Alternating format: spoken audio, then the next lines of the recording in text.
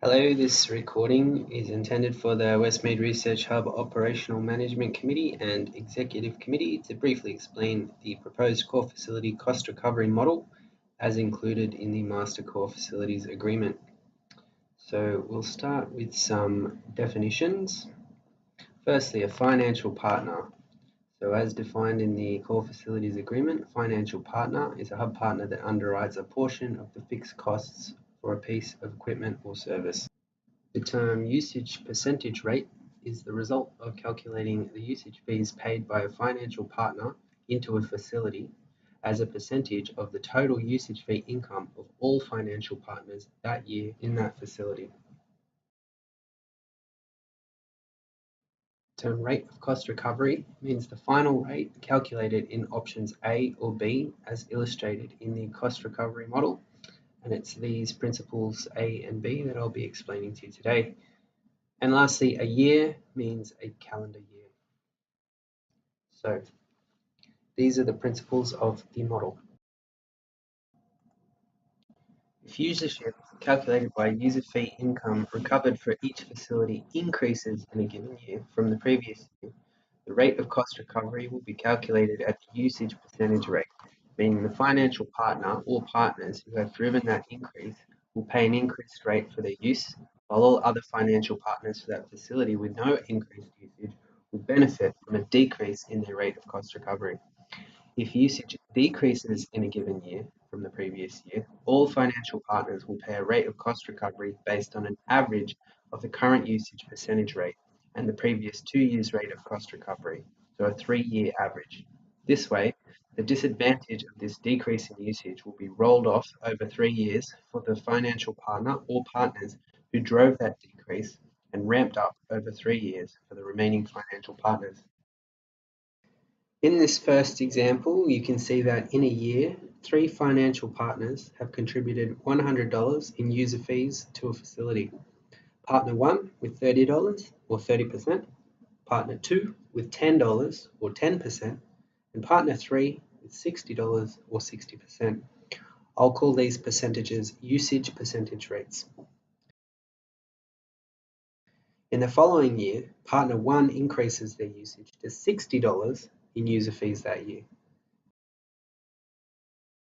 The effect this has is that their usage percentage rate increases to 46%, while the other 2 partners, whose usage has remained constant, now pay a lower percentage. This example shows how if a facility usership, measured in user fee income, increases in a year, the benefit can be gained immediately by all financial partners, and the rate of cost recovery will therefore be charged at the usage percentage rate. In the second example, usership decreases. As you can see, 3 financial partners have contributed $100 in user fees at the same proportions as the first example, so 30%, 10%, and 60%. The following year, Partner 1's usage drops to $10 from $30. Here you can see the effect this has on the usage percentage rates of the 3 partners. Partner 1's percentage drops dramatically, while Partner 2 and 3 have to pick up the burden, with their facility's usage percentage rate increasing dramatically. This isn't fair to Partners 2 and 3, who have remained consistent in their usage. Now, what this model proposes is that in the case of a usership decrease, the rate of cost recovery is calculated by averaging the usage percentage rate of that year with up to the previous 2 years' rates of cost recovery. So, in essence, a 3-year average. By doing this, you can see that Partner 1, who has decreased their usage dramatically, will pay a rate of cost recovery that will taper off over 3 years, while Partners 2 and 3's rate of cost recovery will ramp up over 3 years, allowing them time to budget for their cost recovery obligations or decide on their future as a financial partner of that facility. Lastly, please briefly read the proposed exit process. I'll give you about a minute here to read it.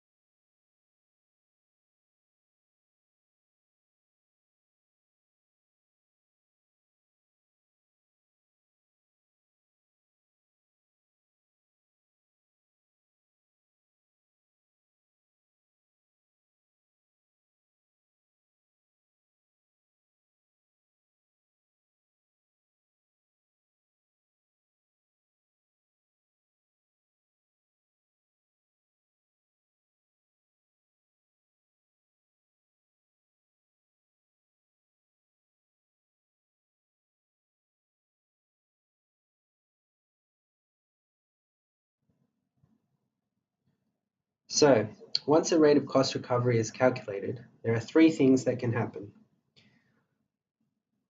Either financial partners can accept their rate of cost recovery and move on forward for that year.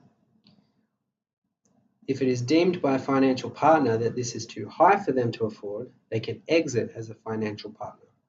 And if all hub partners then decide the same, the facility will close and all wind-up costs will be split based on a 3-year usage percentage rate average.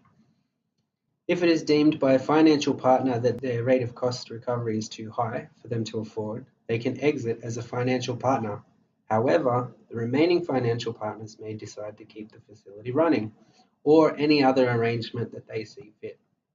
The idea of this exit process is to protect hub partners who simply cannot afford their cost recovery share, while keeping them accountable for any impact on other hub partners associated with this decision in terms of the costs for closure of a facility. Also, option C allows hub partners the freedom to meet and work out an alternative arrangement to keep the facility open.